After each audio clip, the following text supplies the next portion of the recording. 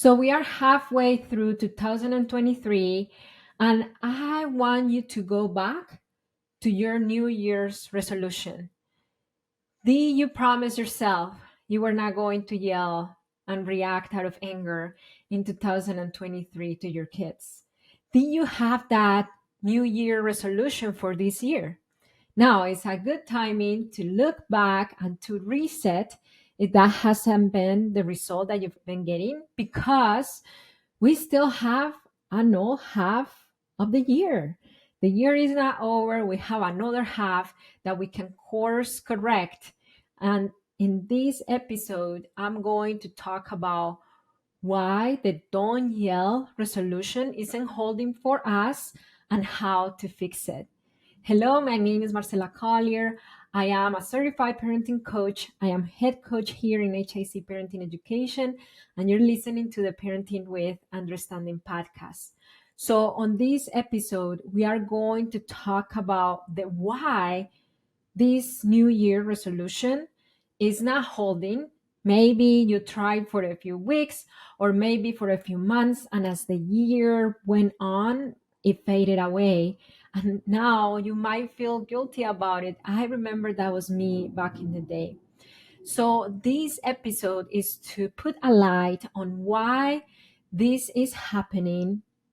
And number two, we are going to move towards what to do or what's the path towards having success when it comes to our big desire to parent our children peacefully, having a yell-free home, having a peaceful, fun, great environment for our children to grow up. So I want to tell you that there is hope. There is hope because we've seen it in so many of our coaching clients that come to HIC Parenting Education. One of them is Victoria. And then she's saying that once she started working on the root of her yelling cycle, now she feels like she doesn't know what it would be of her parenting and of her son if she would have not started this process.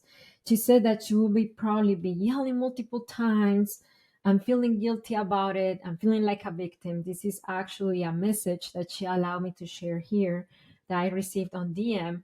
And then she says that instead it's been less shouting, it's been less repeating. And by the way, her son, he has different needs. So if it's possible for her, if it was possible for me as a mom with autism who is raising a child with autism, I know it can be possible for you. Okay, so before we go there, I want to announce that on August 29th, we are launching our first ever mini course for you to break your yelling cycle. So this mini course is the compound experience and information that we've gathered from so many coaching clients who've been through the same process. In this mini course, you are going to get to the root of your cycle, your particular root, which it might be different for all of us. Here on this podcast, I'm going to give you the overview. On the mini course, you're going to find what your root is so you can course correct before it's too late, before you're already at that point of yelling. Number two, we are going to give you our best calming tools that you can apply at the trigger moment that has worked for so many of our clients. And number three, you are going to get the scripts from me to repair with your children after you've lost it. Because breaking the yelling cycle is not about being perfect. It's about reducing the times that we end up there. So when we do end up there, that our children still feel understood, loved, and connected afterwards. And this is going to be in a 3-day mini course. It is self-paced. You can go through it at your own timing, and it's going to be accessible for most parents. We understand that the coaching program is a big time commitment and a big financial commitment as well. So we want to bring to you, HIC Parenting, an accessible, easy to digest mini course to give you all the tools that our clients have right now to break the cycle of yelling. So this comes with daily trainings, it comes with daily workbooks, and it comes with pre-recorded coaching sessions. So you get to see firsthand our clients working directly with our HIC parenting coaches towards breaking their cycle of yelling. Okay, so mark your calendars. It's going to launch on August 29th. Okay, so let's go on to our episode, why our don't yell resolution is not holding and how to course correct it.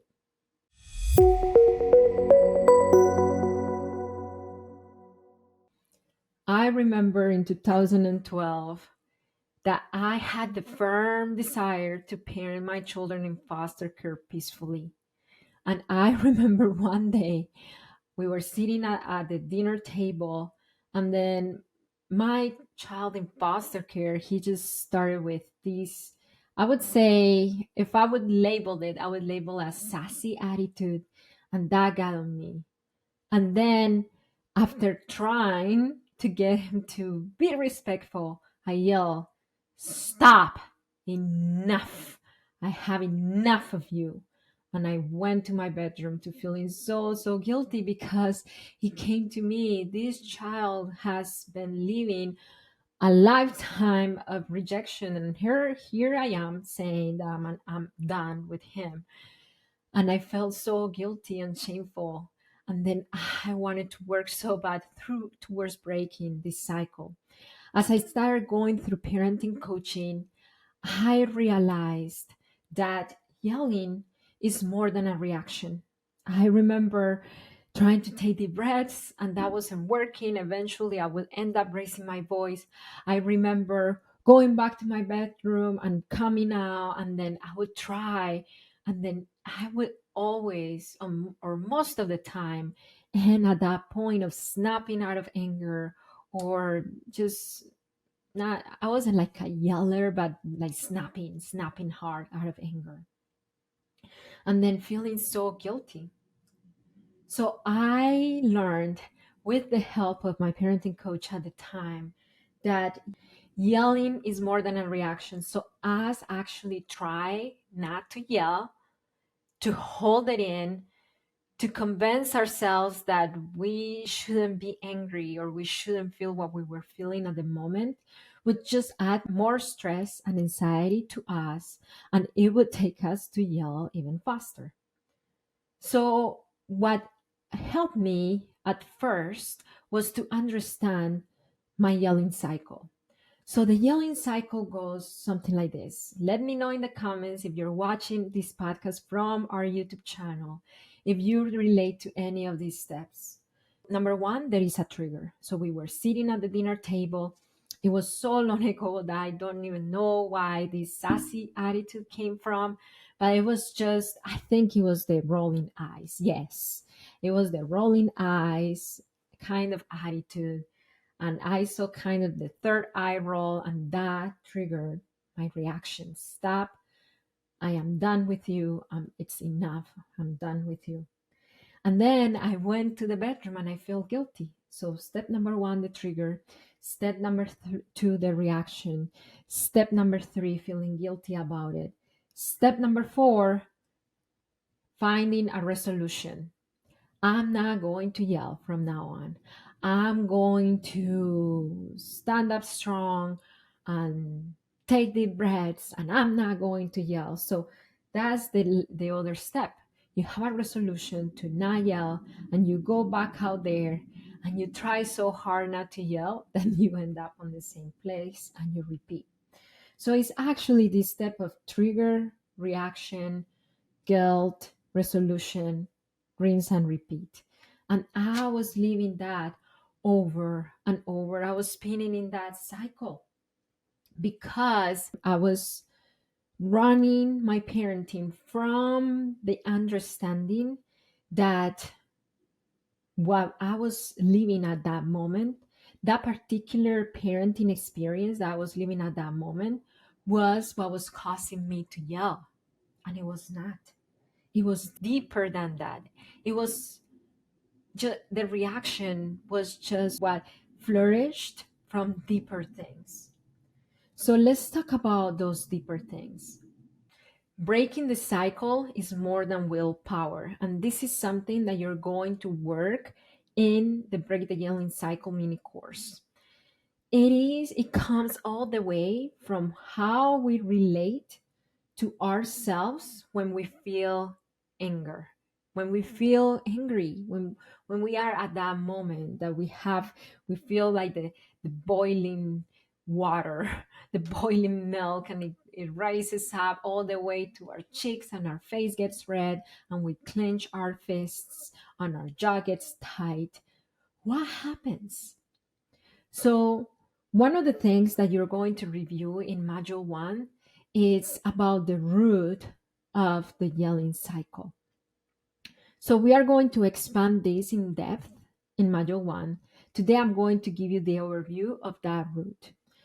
The way that you relate to your anger comes from the responses that your parents gave you when you got angry or when they were angry themselves. So basically, there are three relationships that form because of this. And how I said is going to be more in depth in the course. So, number one, you may develop a flight relationship with your anger. So how does that happen? What is the root of it? So when you got angry and your parents dismissed your anger by telling you things such as, "Come on, Sophia, are you angry over this little thing? Look at your sister. She got her yellow mac and cheese instead of the white mac and cheese, and she's not crying about it. Eat your yellow mac and cheese. It's ridiculous that you're angry over this. Be thankful that you at least have food on the table." So that's a dismissive way of managing your anger. So you grow up feeling that your anger is not important, and then therefore you should dismiss it as well. So what happens? As you have those little interactions with your children throughout the day, the default response is that you end up dismissing your own feelings throughout the day. So you are kind of like you're compounding anger, you're compounding frustration, you're compounding overwhelm without working through it. So something happens, such as your 9-year-old rolls his eyes at you at the dinner table, and this compound feeling that you've been dismissing the whole afternoon just boom explodes. So it is not about the current interaction, it's about that you have a flight relationship with anger. And then there is another kind of relationship with anger, which is the fight and the freeze relationship with anger that you're going to learn on the Break the Yelling Cycle mini course. What I want to bring home here is that if we are not aware of the root of our cycle, it's impossible to break our cycle. For a person whose default way of dealing with anger is dismissing anger, just by trying to take deep breaths when they feel angry, is not going to help them process and validate their anger when they're dismissing it, when they are convincing themselves that, "Marcela, come on, this is not a big deal. Your son just spilled milk on the floor. It's not a big deal. You shouldn't get angry about this." It's not going to fix that deep root thing that is taking you to compound anger in your nervous system. So that's the very first thing. Learn about the root of your anger. Learn about that root. Let's move on to number two. Number two reason why our resolution of "I'm not going to yell in 2023" resolution isn't holding by now. And it's because we learn that in childhood, really, we learn that some feelings are right and some feelings are wrong. And most of us, a lot of us learned that anger is a bad emotion.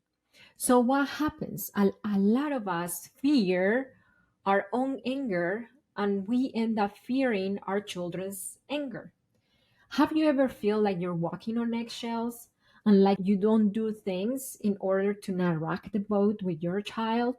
Maybe you don't go to certain places, or you don't do certain things, or just to avoid the conflict. That usually happens when we fear our child's reaction. We fear having to deal with it, or we may fear our own reactions. I worked with so many clients. Many of them are dads who choose to shut down and not help their spouses during tantrums and meltdowns, not because they don't want to help their spouses, but because they fear that if they intervene in that heated moment with their kids, they're going to end up doing something they regret, that they promised themselves they were not going to do. So they shut down and then they don't intervene. And what happens is that it creates a cycle of resentment. A cycle of resentment of the default parent feeling alone raising the kids, feeling like I'm the only one who's setting up the expectations and disciplining the kids, and my spouse is the playful happy parent ready to go only if things are going right with the kids. So it creates not just a parent child dynamic, but it creates a co parent dynamic that is not healthy for anyone. And this stems from the root fear of our own anger, or the root fear of our children's anger.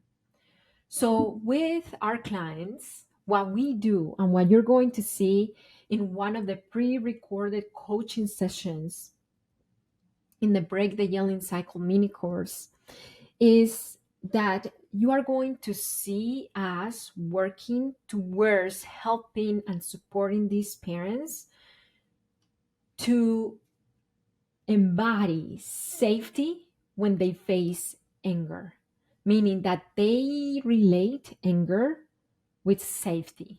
So they don't end up in these default patterns of relating to self, to their kids, and to their co parent. So that's the second thing. Instead, to see why you're reacting the way you're reacting, and to kind of like do a soul searching. Am I avoiding this place? Am I avoiding this interaction because I fear my anger, or because I fear my child's anger? And if not, what is it? That's very important. And number three, why is it that when we promised ourselves that we were not going to yell at the end of 2022, it's August 22nd of 2023, and we're still yelling? Ah, I know it's discouraging. It has to do about the beliefs that we have about our children. So let's go back to that moment. I was at the dinner table with my 9-year-old, and he was rolling the eyes at me. And I was trying to take deep breaths to not yell, and I ended up yelling despite my best efforts. What was my thought process while I was trying to take deep breaths? My thought process was, this child is so disrespectful. He's rolling his eyes at me. If I would have rolled his eyes at my parents, I would have the chancla would have hit my head. This is unacceptable. You need to do something about it. So you see, I was trying to calm myself down. I was trying to take deep breaths, but my thought process was not supportive at all of that calm down process. So that's one thing that you're going to work through in module 2 of the Yelling Cycle mini course. You are going to learn how you do this process of calming down.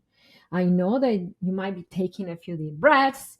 I know that maybe you got a few great tips online on how to keep your composure.